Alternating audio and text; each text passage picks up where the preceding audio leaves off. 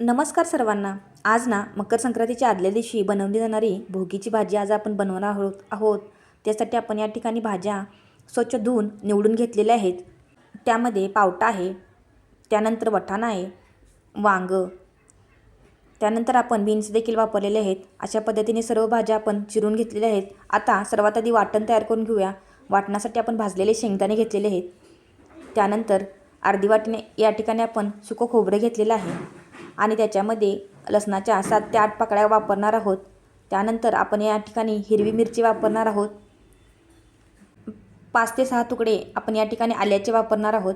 आता त्याच्यामध्ये कोथिंबीर घालायची आहे आणि आपल्याला मिक्सरमधून याचं वाटण करून घ्यायचं आहे. आता तुम्ही बघू शकता अशा पद्धतीने आपण आता परफेक्ट असं वाटण तयार करून घेतलेलं आहे. आता गॅसवर मंद आचेवर आपल्याला 4 चमचे तेल घ्यायचं आहे. तेल कडकडीत गरम झाल्यानंतर त्याच्यामध्ये अर्धा चमचा जिरे, त्यानंतर अर्धा चमचा आपण मोहरी वापरायची आहे. त्यानंतर त्याच्यामध्ये आपण बारीक चिरलेला कांदा वापरायचा आहे. या ठिकाणी मी 2 मोठ्या कांद्याचा वापर केलेला आहे आणि कांदा आता सोनेरी रंगावर छानसा भाजलेला गेलेला आहे. त्यानंतर बारीक चिरलेला टमॅटो देखील वापरायचा आहे. टमॅटो देखील छानसा मऊसूत होईपर्यंत भाजून घ्यायचं आहे. त्यासाठी मिश्रण सतत आपल्याला परतत राहायचं आहे. अशा पद्धतीने तुम्ही बघू शकता आता आपलं टमॅटो देखील मऊसूत असा भाजला गेला आहे. त्याच्यामध्ये आपण शेवग्याच्या शेंगा घालणार आहोत. त्यानंतर बीन्स, त्यानंतर त्याच्यामध्ये पापडी शेंगा, ढोबी मिरची, काकडी, वाटाणा, त्यानंतर त्याच्यामध्ये आपण पापडी शेंगाचे बिया वापरणार आहोत. त्याही चवीला एकदम रुचकर लागतात. त्यानंतर आपण त्याच्यामध्ये काशीबोरं वापरलेले आहेत आणि तीही स्वच्छ धुवून चिरून घेतलेले आहेत. त्यानंतर गाजर वापरलेलं आहे. गाजर तर या भाजीमध्ये अगदी मुख्य पदार्थ आहे.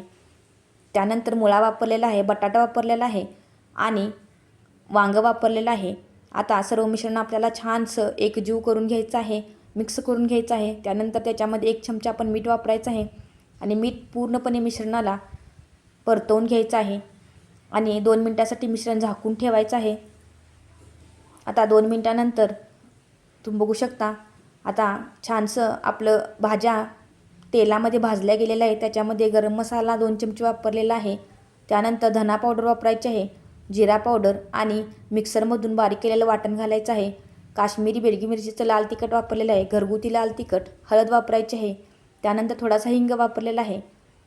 आता पुन्हा एकदा भाज्या 2 ते 3 मिनटासाठी छानशा अशा परतवून घ्या, म्हणजे सर्व मसाला पूर्ण भाजीला एकजीव झाला पाहिजे. अशा पद्धतीने त्यानंतर त्याच्यामध्ये आपण भाजीमध्ये मावलं इतपतच पाणी ॲड करायचं आहे. या ठिकाणी मी 1.5 पेला इतका पाण्याचा वापर केलेला आहे. तुम्ही गरम पाण्याचा वापर केला तरी उत्तमच होईल. गरम पाण्यामुळे भाज्या पटकन शिजायला मदत होईल. आता 10 ते 12 मिनटासाठी आपण मध्यम आचेवर झाकण लावून घेऊन भाज्या शिजवून घ्यायच्या आहेत. भाज्या बारीक आकारामध्ये कट करून घेतल्यामुळे पटकन शिजायला मदत होतात. आता झाकण लावून घेऊया आणि झाकण अधूनमधून आपल्याला काढून अशा पद्धतीने भाजी परतवून घ्यायची आहे. आणि या ठिकाणी आपण जाड बुडाच्या कढईचा वापर केल्यामुळे छानशी भाजी शिजायला मदत होईल.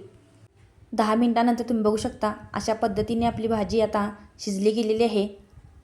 आता या ठिकाणी आपण बेडकी मिरचीचं लाल तिखट आणि घरगुती लाल तिखट वापरल्यामुळे भाजीला असा छानसा रंग आलेला आहे आणि चवीला तर इतकी उत्तम झाली होती. अशा पद्धतीने तुम्ही जर भाजी बनवली तर तुमची घरामध्ये फक्त वाहवाच होईल. वरून भाजीमध्ये बारीक चिरलेली कोथिंबीर वापरायची आहे.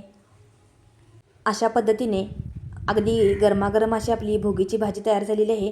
ही भाजी भाकरी किंवा ज्वारीची भाकरीसोबत खाली जाते. यामध्ये ठेचा देखील वापरला तरी आणखी चविष्ट होईल. भोगीच्या भाजीमध्ये जास्तीत जास्त भाज्याचा वापर करतात. धन्यवाद.